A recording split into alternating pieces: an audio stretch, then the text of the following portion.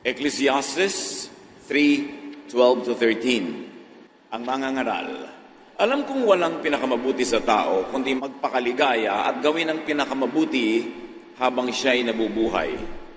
Alam ko ring kaloob ng Diyos na ang tao'y kumain, uminom at pakinabangan ang bunga ng kanyang pinagpaguran.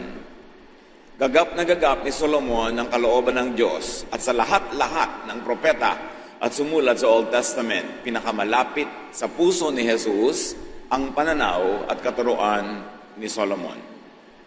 Ang ating pag-aaral ngayon sa pag-unawa kung ano talaga si Jesus at ano talaga ang puso ng Ama sa langit sa isang kasalan at a wedding party.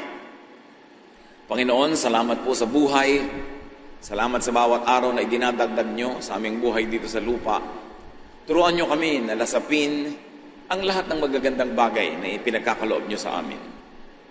Sa sandaling ito, kami po inyong pakalinisin, paging dapating umunawa, tumanggap ng inyong pagtuturo at pagpapalaya.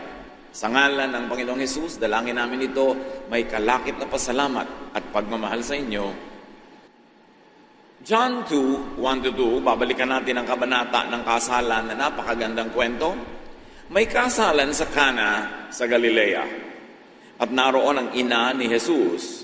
Si Jesus at ang kanyang mga alagad ay inanyayahan din sa kasalan.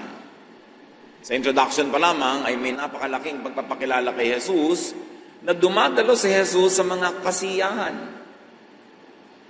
Hindi pinag-aalanganan na siya imbitahin at siya naman ay dumarating. Kaya malinaw na malinaw mga kapatid na hindi bawal sa Christian na makihalubilo at makisalamuha sa mga nagsasaya, hindi bawal sa Christian na makisaya at magsaya. Ito ay napaka-importanting pagpapakilala kay Jesus at sa kanyang katuruan dahil sa pagdating ng panahon, iibahin ito ng mga tao at gagawin nila ang Diyos na killjoy at tatanggalan nila naging mga ng karaniwang kaligayahan ang mga mananampalataya. John 2:3, kinapos ng handang alak, kaya't sinabi ng ina ni Jesus sa kanya, anak, naubusan sila ng alak. Mahalaga ang kasiyahan sa buhay ng mga tao, lalo na mga mahihirap na tao, mga karaniwang tao. Sa panahon ni Jesus, ang mga karaniwang tao ay nakakatikim lang na masarap na pagkain at ng alak kung may handaan. Halos mahigit sa 95% ng mga tao noon ay nakalugmok sa kahirapan, while less than 5% enjoy the wealth of the planet. Kaya mahalaga na pag may kasalan, sumaya at kumaari pahabain ang kasiyahan sapagkat kinabukasan, balik na naman sila sa hirap, sa trabaho, sa walang katapusang pagpapagal. Ngayon, napakahalaga ng alak bilang elemento ng pagtitipon dahil ito'y masarap, na-enjoy ng mga tao at nagpapaluwag ng dibdib, nagpapaligaya. Ang problema, naubusan agad. Marahil ay maliit ang budget o sobrang mabilis na konsumo ang inihanda. Pero problema yon kasi pag wala ng alak, titigil na ang pagtitipon, ang kasiyahan, uwian na. Balik na naman sila sa mga hirap ng karaniwang buhay. Kaya inilapit kay Jesus ang problema. Namagitan ng kanyang ina na si Maria sa mga may pangangailangan, yung may handaan, at kay Jesus. She interceded between the people and Jesus. At meron agad tayong leksyon dito na ang pamamagitan or intercession ay magandang ministry. We are to intercede for the needy and for the weak. Kung tayo ang may kakayanan na lumapit sa Diyos sa panalangin, tayo ang mananalangin para sa iba. Lalong-lalo kung sila'y abalang-abala trying to survive, na hindi na nila malaman kung anong gagawin, we must intercede. Kung tayo ang may kakilalang may kapangyarihan, ilalapit natin ang mahina. Meron tayong kilalang merong kakayanan, inilalapit natin yung may kasalatan. Intercession is a very Christian ministry. At isa pang dapat nating unawain dito, na sila noon ay umiinom, pati si Jesus, ng table wine. Hindi na mga liquor na nakakalasing, kundi ng table wine. Maraming tao kasi kahit ngayon, mas mahigpit pa kay Jesus. At napakaraming mga religious organizations, uminom lang ng table wine, kasalanan na. At buong-buong puso silang nagbubulag-bulagan sa katotohanan na si Jesus man ay umiinom nito at sa katunayan ng kanyang kauna-unahang himala ay ang paggawa ng alak. Hindi nung nakalalasing, kundi yung kaulam nila sa pagkain. Kasi tayo mga Pilipino, kung ang kaulam natin ay tubig, at yung iba natuto ng bisyong soft drink na masama sa katawan, sila noon, ang kasabay ng kanilang pagkain ay wine, which science proves to be good for the heart and blood circulation. Ang masama ay yung paglalasing o yung pagkalasing, hindi yung pag-inom ng table wine. As you can see how religion progressed or retrogressed, naging mas mahigpit pa kay Jesus nung lumaon. John 2:4-5. Sinabi ni Jesus, "Huwag po ninyo akong pangunahan, ginang. Hindi pa po ito ang tamang panahon." Sinabi ng kanyang ina sa mga naglilingkod, "Gawin ninyo ang anumang sabihin niya sa inyo." So matapos ilapit ni Maria kay Jesus yung problema, sinabi ni Jesus, "Hindi pa oras. Huwag niyo sana akong pangunahan." Pero sabi ni Maria sa mga naglilingkod doon, kung ano ipagawa sa inyo, gawin niyo. So ibinaling ni Maria ang tagubilin sa mga utusan. Naniniwala siya na may gagawin si Jesus. At may lesson agad sa atin ito mga kapatid. Mahalagang manalig. At kung nananalig, dapat kang may gawin dahil nananalig ka. Si Maria dahil nananalig na may gagawin si Jesus, bagamat siya ay pinagsabihang hindi pa panahon, pero naniniwala siya ang kabaitan ni Jesus ay lalampas sa ordinary schedule or scheduling kung kailan yung tamang panahon na yon. Kasi merong need na gumawa siya ng isang practical na bagay. Sinabihan niya ang mga katulong doon kung anong ipagawa sa inyo, gagawin nyo. John 2:6. May 6 na banga doon. Ang bawat isa ay naglalaman ng 75 hanggang 115 litro. Ang mga ito ay nakalaan para sa paghuhugas ayon sa tuntuning pangrelihiyon ng mga Hudyo. So may mga banga, malalaking banga, maraming pwedeng ilaman na banga, pero hindi ginagamit pang araw-araw. Exclusive lang, lalagyan ng tubig na panghugas sa mga paa, kamay, mukha, bago sila magdasal.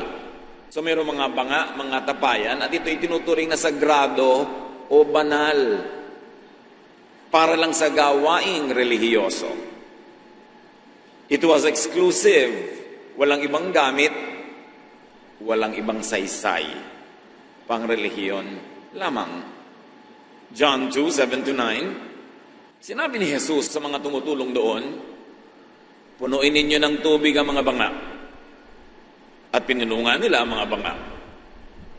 Pagkatapos sinabi niya, "Kumuha kayo ng kaunti at dalhin niyo sa namamahala ng handaan." Dinalhan nga nila ang namamahala ng handaan at tinikman nito ang tubig na naging alak. So, ayon sa utos ni Jesus ayon sa utos ni Maria na sundin nyo kung ano ipapagawa sa inyo, nilagyan ng mga katulong ng tubig ang tapayan. Marami silang inigib na tubig na definitely galing pa sa mga balon malayo sa bahay. It was hard work. At siguro nag-iisip sila, hindi naman oras ng dasal. Walang religious activity. Bakit namin kailangan lagyan ito? Isa kayang kalapastangan na lang ginagawa namin dahil naiiba ang paggamit sa mga banga. Hindi para sa relihiyon o relihiyosong gawain, kundi para sa napakamakalupa at karaniwang pangangailangan para sa paggawa ng alak. Sa ordinaryong pananaw, lalo sa conservative, tama ba na gamitin ang mga banga na ito na nakalaan para sa banal na gawain, para lang sa isang makalupang gawain na paggawa ng alak? Tama ba si Jesus o mali sa kanyang ginagawa? Bakit siya tagapagligtas? Bukod sa pagliligtas niya sa mga tao sa impyerno, saan pa niya ililigtas ang mga tao? Ipapakita ng kanyang ginagawa sa ating pinag-aaralan ngayon.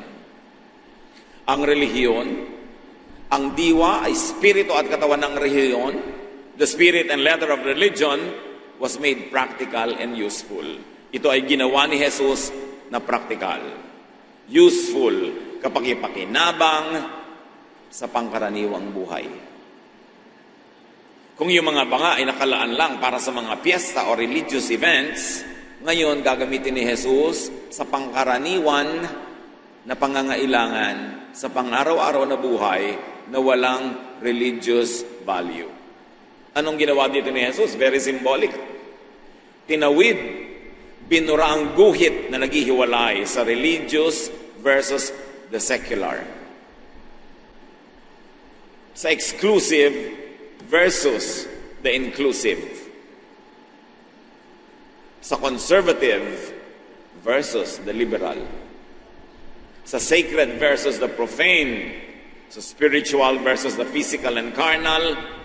In other words, yung linyang naghihiwalay, heaven versus earth. Hindi simple ang ginawa ni Jesus. May linyang humahati between religious and ordinary, exclusive and inclusive, conservative and liberal. Tinawid niya yon at ipinakita niyang pwede at dapat tawirin yun kung ang mga tao ay may practical at dagliang pangangailangan. He crossed religious lines to answer the needs of the people at the moment. He allowed, and in fact, he used vessels used for religion only for very earthly activities. In other words, binara niya ang pagkakaiba ng langit at lupa, inilapit niya ang Diyos sa mga tao na walang ginawa ang religion kundi ilayo ng ilayo, paghiwalayin, at gustong-gusto nila yon dahil sila lang ang namamagitan sa tao at sa Diyos. Tulad nang namatay si Jesus sa krus, nahati mula taas hanggang baba yung kurtina na naghihiwalay mula sa Holy of Holies doon sa mga tao. Ibig sabihin, inilapit ang Diyos sa tao, pwede nang lumapit ang tao sa Diyos kahit walang priests. At yun ay napakahalagang symbolic activity ni Jesus. So dinala ang tubig na naging alak sa wedding organizer, doon sa manager of the event. Juan 2:9 hanggang 10, hindi niya alam ng wedding coordinator kung saan ang galing yon, subalit alam ng mga sumalok ng tubig. Kaya tinawag niya ang lalaking kinasal at sinabi, ang masarap na alak ay unang inihahain. Kapag marami nang nainom ang mga tao, saka inihahain ang mababang uri. Ngunit sa huli ninyo inilabas ang masarap na alak. Pati yung sanay sa pamamahala ng mga handaan ay humanga. Sabi niya, karaniwang ginagawa ng mga tao, unang pinapainom, masarap. Kasi yung mga tao, uhaw pa, gutom pa, sabik pa, lasang-lasa pa nila. At pag nalilibang na sila, nagsasaya na sila, marami na silang nainom, tsaka inilalabas yung mababang uri ng alak. Hindi na halata, kasi busog na yung mga tao. Pero kakaiba kayo ha. Sa bandang dulo nyo pa inilabas yung pinaka-espesyal. At anong ginasabi nito? Na ang gawa ni Jesus ay pambihira, excellent. And apply this to the religion in Israel at his time. Mababang uri ang naunang pananampalataya. Dumating si Jesus upang ibigay sa kanila ang mataas na kalidad, ang mataas na uri ng pananalig. Dahil kung mataas na dati ang uri, ba't pa darating si Jesus? Kung dati ng excellent yon, ano pang maidadagdag niya kung darating siya? So, ang dating pinagtityagaan ng mga Israelites ay yung mababang uri, pero dumating si Jesus, mas tumaas pa ang uri ng magiging pag-unawa nila sa Diyos at pag-unawa nila sa pagiging maka-Diyos. Kay Jesus, mas gumaganda ang lahat sa paglipas ng panahon. Kahit at lalo yun sa relihiyon ng Israel at sa sangkatauhan. At sa atin man, dapat pag dumating si Jesus sa buhay mo, mas tumaas ang uri ng alak ng buhay mo. Mas lumigaya. Dapat pag nadalaw, napagpala, nahipon ni Jesus, mas sumasarap ang buhay.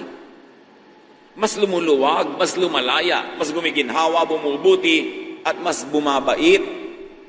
Hindi yung kabaligtaran. Na pagka sinabi nila na nakilala ko ang Panginoon at ako'y naging Kristiyano, sumisikip ang buhay, nasasakal, at ikaw man nananakal ng kapwa, humihirap kang kasama, nagiging mas istrikto ka pa kay Jesus. Napakaraming dapat ituwid sa ating pagkaunawa kay Jesus. 2,000 taon ng church history, natabunan ng kung ano-anong doktrina, na inimbento ng iba't ibang uri ng mga simbahan, natabunan si Jesus na wala siya, kaya dapat balikan. At itong unang himala ni Jesus ay hindi unang himala for nothing. John 2:11. Ang nangyari ito sa Cana sa Galilea, ang unang himalang ginawa ni Jesus. Sa pamamagitan nito, inihayag niya ang kanyang kapangyarihan at nanalig sa kanya ang mga alagad. Isipin niyo mga kapatid, ano ang pinaniwalaan ng mga alagad tungkol kay Jesus? Na pwede pala siyang maging wine factory? Yun lang kaya yun? Ganun lang kaya yung kababaw? Anong naunawaan nila tungkol sa kapangyarihan? Hindi lang sa paggawa ng alak, ang babaw naman nun, kundi sa pagpapabuti, pagpapasaya ng buhay ng tao. Naunawaan nila kung ang misyon ni Jesus. Palayain ang mga tao sa mga gapos at pagtatali sa kanilang isip ng overly conservative, exploitative religion. To set them free from a mindset that takes away their happiness, their joy, their pleasures, and their freedoms. Ano ang naunawaan ng mga alagad niya tungkol sa Diyos Ama? Na mabait at mabuti pala ang Diyos. Napapayag pala siya na ang mga tapayan na ito na pangrelihiyon lang ay gamitin para gumawa ng alak para ituloy ang kasiyahan ng mga tao. Na hindi pala nagagalit ang Diyos Ama sa pagsasaya ng mga tao, hindi katulad ng ipinakikilala ng mga religious leaders ng kanilang panahon na ang Diyos ay laging galit, laging nagpaparusa, laging kailangang pakiusapan, suhulan, at bigyan ng kung ano-ano para lang mawala ang galit. Dumating si Jesus para ipakilala kung sino talaga ang Ama, dahil hindi tama ang ipinakikilala ng relihiyon tungkol sa Ama. Ang unang himala ni Jesus, ang unang pagpapatunay ng kaluwalhatian ni Jesus ay ang paggawa ng alak. Isipin nyo yon, hindi relihiyoso ang una niyang mirakulo. Pero ito ay praktikal, mabait, excellent. At tingnan ninyo mga kapatid, ginanap sa isang kasiyahan.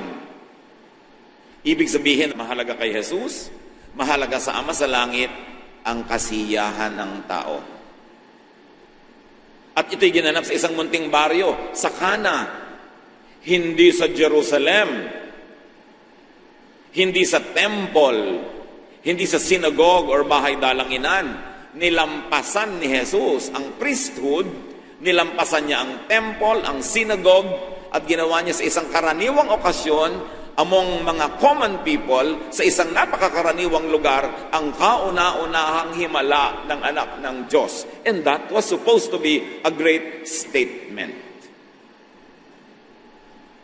Dapat sana, kung susundin lang ang ordinary way of thinking, maghimala siya sa templo, sa araw ng dalangin, kung saan nandun lahat ng tao naka-assemble. Tulad ng sabi sa kanya ni Satan, if you are the Son of God, here, I'll bring you to the pinnacle of the temple, yung pinakamataas na tore ng templo, at kung saan sa ibaba nun ay nagtitipon lahat ng mga sumasambat, kitang-kita siya, magpatihulog ka, at ipakita mo sa mga tao na sasaluhin ka ng mga anghel dahil ikaw ang anak ng Diyos. Dapat doon gawin. Pero hindi doon ginawa ni Jesus ang kanyang kauna-unahang himala. Dahil ayaw niyang isangkot ang templo, ayaw niyang templo na naman na magkaroon ng credit para sa gagawin niya. At ang kinina naman ng mga pulis ang karangalan, kaluwalhatian, at ipagpatuloy nila ang pagkontrol sa mga tao.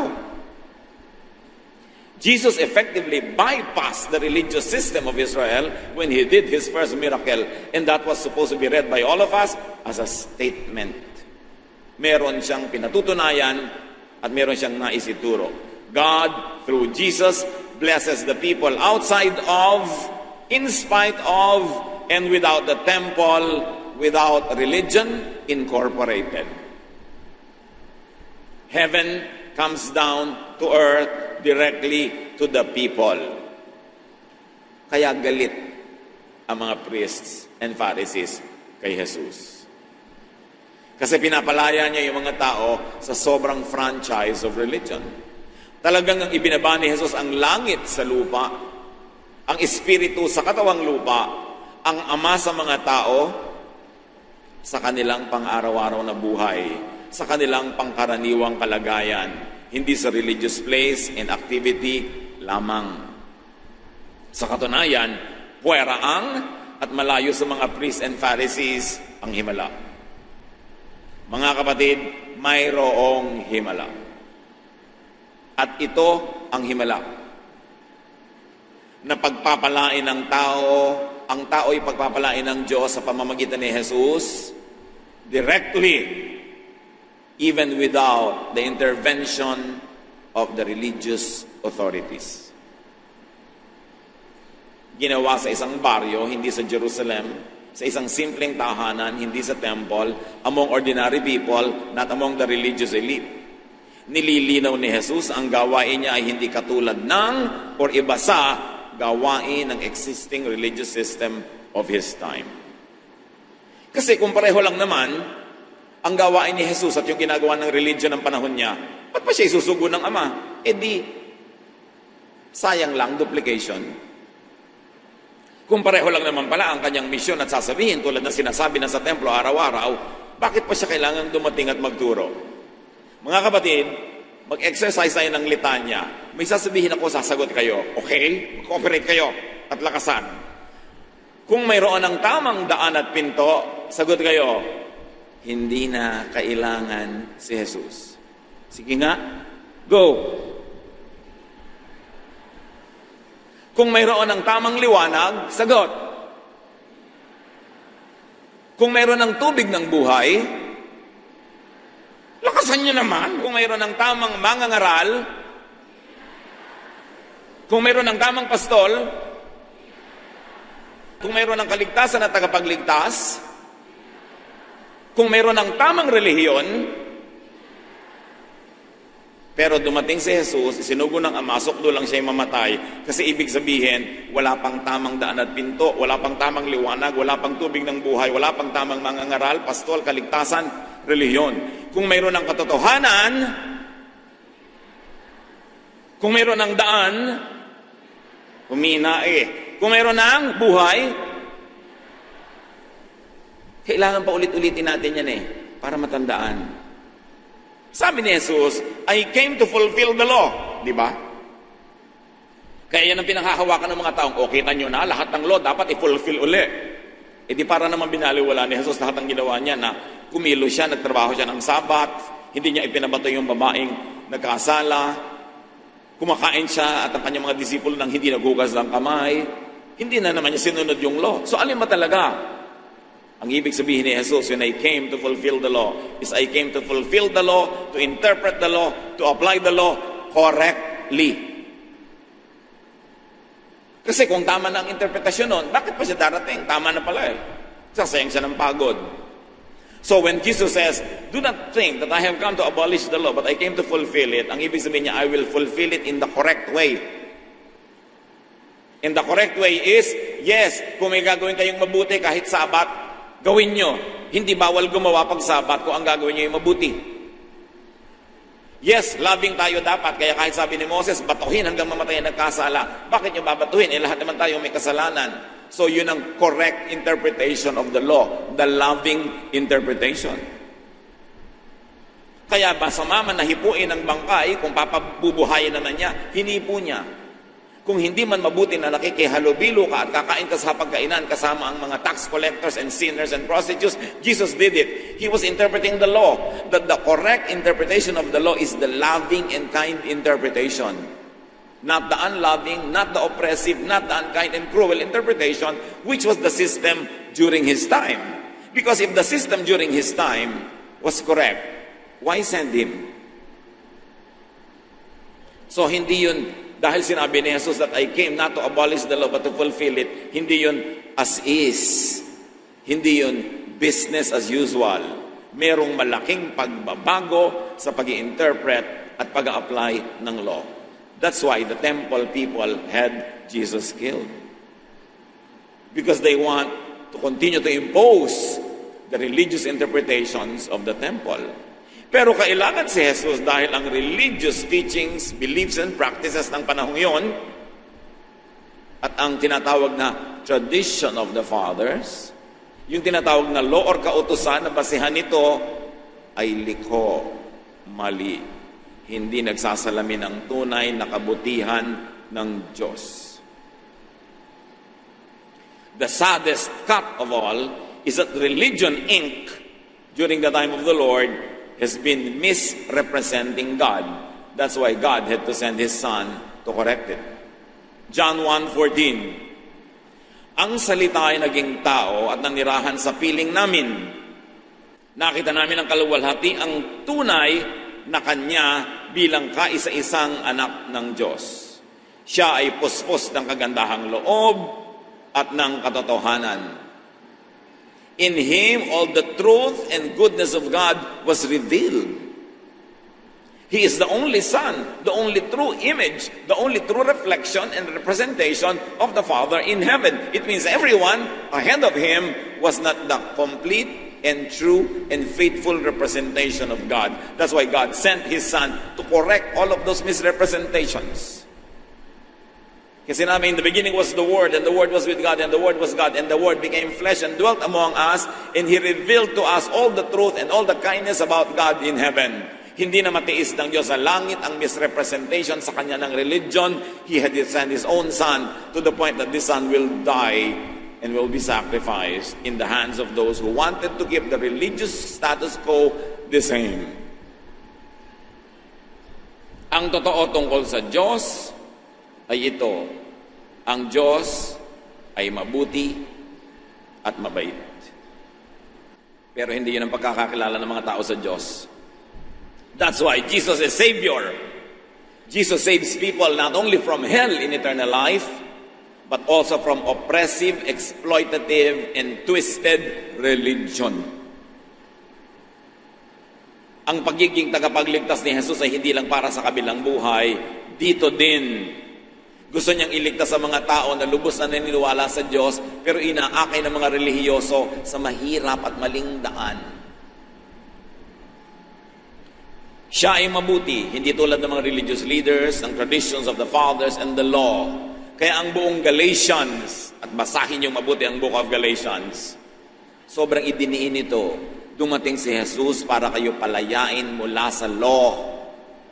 Wala ng Jew, wala ng Gentile, wala ng woman or man, wala ng slave or free. Lahat ay pantay-pantay kay Jesus, lahat ay makakalapit sa Diyos sa pamamagitan ni Jesus. Hindi nyo kailangan ng kung ano-anong magic, kung ano-anong mga formula. Believe in the Lord Jesus Christ, and that belief will turn you into children of God. Hindi nyo kailangan sumali sa kahit anong relihiyon. Hindi kayo kailangan maging Jew o anumang lahi. Hindi kayo kailangan maging babae o lalaki o anuman. Kayo as you are, believe in Jesus, and that belief will make you a child of God. Katulad ng ang kurtina sa templo ay hinati. Dati high priest lang ang nakakapasok. Ngayon lahat na. Nung si Jesus ay nilapitan ng kanyang mga disipulo, teach us how to pray. Sabi niya, pray this: Our Father. Ibig sabihin, ginawa ni Jesus na ama ng lahat ang Diyos. Close ang relationship. Malapit. Yun ang tunay na imahe ng Ama sa Langit na ipinakilala ni Jesus. Katulad ng litanyang pinaulit-ulit ko sa inyo, bakit pa siya kailangan dumating kung tama na pala? Nakakapagbigay buhay na pala yung pananalig nun. Bakit pa siya kailangan dumating? Bakit pa siya kailangan maging light of the world? The way, the truth, and the life. Kailangan siya dahil baluktot, mali ang sistema noon. At ang nakakalungkot, pagkawala ni Jesus sa lupa, inside the Christian church, nagkaroon na naman mga attempt of re-Judaization. Ipairal muli sa mga Kristiyanong pinalaya na ni Jesus ang mga kautusan na naman ng templo. Ang mga kautusan na naman ng mga Jewish faiths. Kaya si Paul galit na galit. Kaya basahin niyo mabuti ang Galatians. Kasi kahit buhay pa si Paul, may mga pagtatangka na yung mga Jewish Christians na gawing Jewish na naman ang Christianity. Pinalaya na nga sila doon. Gusto na naman silang ibalik nung iba. Sinimulan ni Jesus na gawin ang fulfillment of all the law, ang pagbaba ng kaharian ng Diyos, ang kingdom of God. Ginawa niya ang lahat ng ito, sinimulan sa isang kasalan na hindi pinagpapapansin ng mga tao, hindi pinagtututuro. Akala lang, ang tunay na kwento, si Jesus ay makapangyarihan, kaya niyang gumawa ng alak. Hindi gawin na lang natin siyang alak factory. Kung yun lang pala ang lesson ng kwento na yun. Ginawa yon upang ipaliwanag ang lahat ng ating pinag-usapan na ang Diyos ay available to all, ang Diyos ay mabait. Gusto ng Diyos ang mga tao nagkakaroon ng kasiyahan, kapahingahan sa kanilang mga kapaguran. Mabuti ang layunin ng Diyos sa mga tao at ito ang gusto ni Jesus ay pabatid sa atin. Yan ang unang himala. Sa palagay nyo, pipiliin ng langit na maging unang himala kung tungkol lang yan sa paggawa ng alak. In other words, yung ordinaryong buhay, parang ordinaryong tubig, with Jesus, nagiging excellent wine. Dapat gano'n na maging buhay ng Kristiyano. Hindi yung humirap palalo, sumikip palalo, dumilam ang isip, na-oppress ka palalo dahil naging Christian ka. We don't have the license to do wrong, but we have all the freedom to do right and to pursue happiness and even pleasures. This should not be demonized because this was all personified and exemplified in the first miracle of Jesus. Mahalaga. Nananalig ang mga alagad. Anong pinanaligan nila? Kung ano ang totoo tungkol sa Diyos Ama na ipinapakilala ni Jesus. Mga kapatid, dapat natin muling kilalanin ang Ama sa pamamagitan ni Jesus. Hindi sa pamamagitan ng pagpapakilala ng kung sino-sino at kung ano-ano mga doktrina. Know the Gospels by heart. And then add the book of Galatians and the book of Romans. And you will understand God's will for us that we be freed from needless and oppressive religion. That we can bring our case directly to God. That Mary brought the case of this need to Jesus, and though it was not yet in the original plan, according to Jesus, Jesus bent and accommodated because Jesus, representing the Father, is kind and good and people-oriented. Yan ang ating tagapagligtas. Inililigtas tayo hindi lang sa mga apoy ng impyerno sa kabilang buhay na panakot na naman ng mga relihiyon, kundi inililigtas tayo sa maling pagkakilala sa Diyos na nagbibigay sa atin ng needless fear, nagbibigay sa atin ng needless inhibitions na bumabawas sa mga kasiyahan, kaligayahan at kapayapaan ng buhay na ito na gusto ng Diyos ay ating tamasahin, kaya ipinadala niya ang kanyang anak. Pag-aralan ang Gospels. Huwag kayong makontento sa mga nadidinig lang kung kani-kanino at kung saan-saan at napupulat sa mga balutan ng tinapa. Kailangan magbasa kayo ng Gospels. At basahin niyo mabuti ang Romans and Galatians and put that together and understand how much God loves us and how much God loves us through Jesus. God bless you all. Be free in the Lord. Be happy.